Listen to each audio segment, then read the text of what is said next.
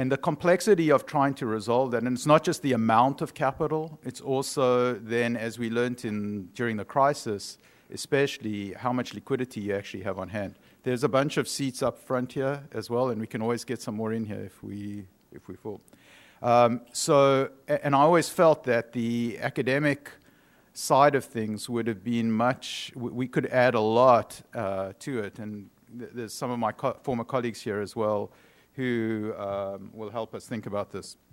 So just to put that in context, and you heard about this yesterday, what is the liquidity that you should actually hold? It's all very well to talk about risk-weighted assets or risk-based assets, but when we actually talk about what amount of capital you want against that, it's really quite a difficult decision. Is it 7%, 8%? Why? I mean, what is it about that would actually lead us to that conclusion? And this notion of what you do at the top versus taking it down to what Neil Shear always used to call the unit of accountability is a really non-trivial question, okay, which I'm hoping will be addressed. And we've got it both from the corporate side and from the financial side. So this is something I showed at the end of the last CARE conference in talking about this conference.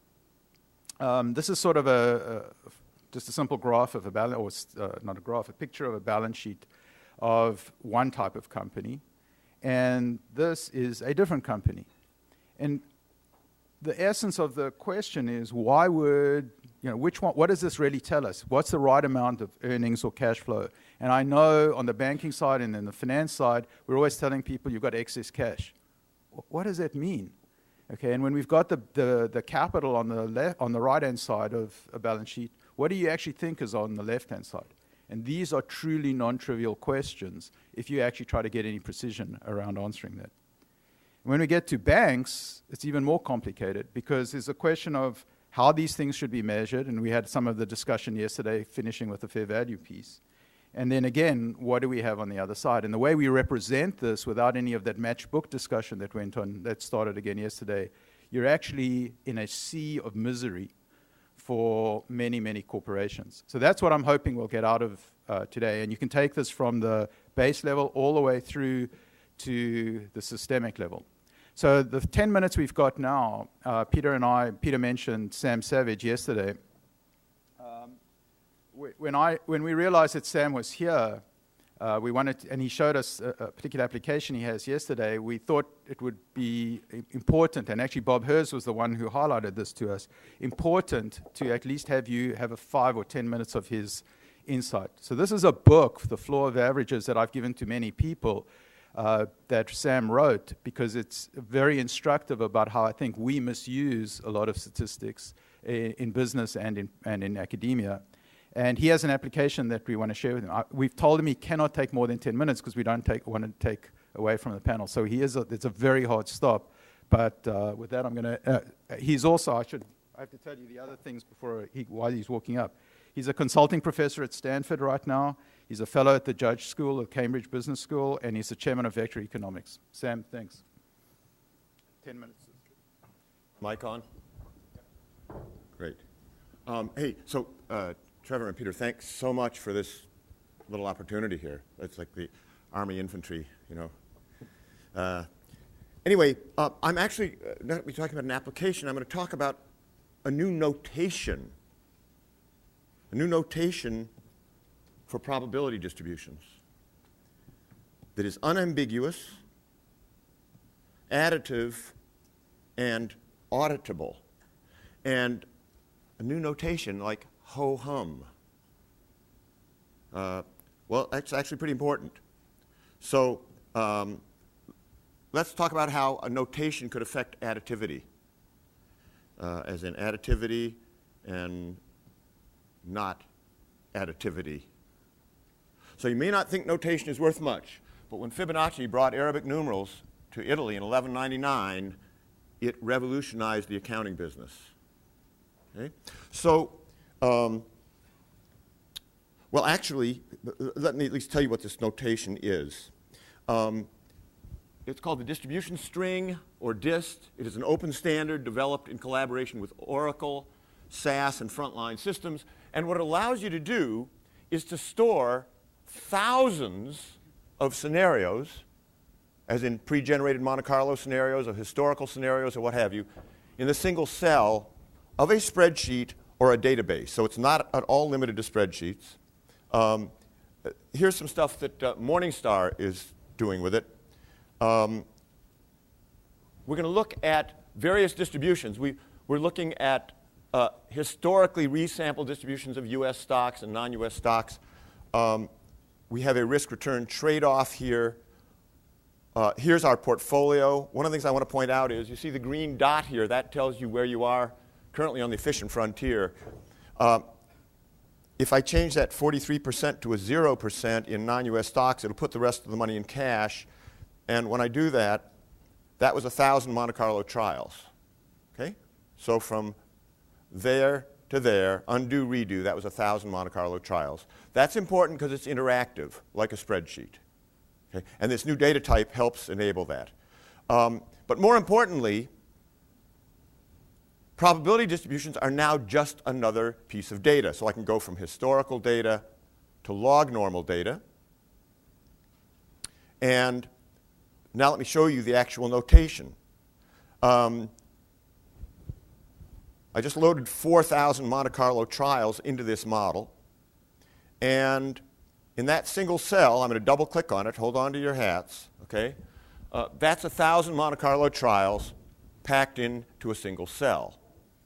And those, it's a vector of Monte Carlo trials, and those are locked at the hip. This is log normal US stocks, but they're locked at the hip with non-US stocks, bonds, and so on. You have to preserve the statistical relationship, of course. That's what's key. That's what allows them to be additive. Let's take a look at a fat tail distribution. And by the way, I can go click on the efficient frontier, too. Click. And that ran 1,000 Monte Carlo trials and tells me what my portfolio is there. What I want to point out is that it's much more general, in terms of the kinds of distributions it can store, much more general than those you are used to.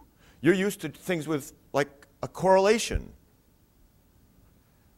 between them to model the interrelationships. Correlation is a very simple kind of interrelationship.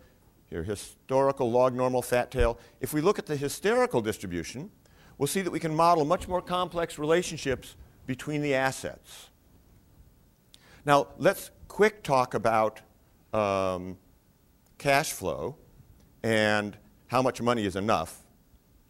And before I get to that, so let's talk about time series, storing time series in this notation. This is like a retirement portfolio, but it could easily be initial cash. And I am worried about hitting some barrier, say a threshold of having $100,000. I'm starting at $200,000. The data here is stored in 6 cells in Excel, but they actually contain, those 6 cells contain between them 1,000 sample paths. Those 6 little cells, I won't go through all 1,000 of them. But notice in this example, I've got an initial cash of 200. I'm withdrawing 20 a year. If I withdrew 25 a year, I'd get a different picture. Well, that, by the way, that was 1,000 trials for each of 5 future years, so that was 5,000 trials. Let's go back to 20. Notice that over here I have a threshold. I don't want to drop below 100 at the end, and it's saying, oh, that's fine. You only have a 5% chance of breaching that 100. Well, that's if I used a log normal random walk. What if I used a fat tail distribution? So it just loaded in a whole new database with a different distributional assumption. Oh my God, my chance of breach just went to 16%. Yikes. Okay, so that's what a time series looks like. Now, the additivity is extremely important, as in adding up all the risk in the banking system. So you can imagine regulators putting in what I would call a coherent library of distribution strings, or DISTs, interest rate, GDP, what have you. Think of these as vectors of scenarios, but they are coherent vectors. That is, when you get an interest rate of 20%, then you're going to have the associated GDP that would go with a 20% interest rate.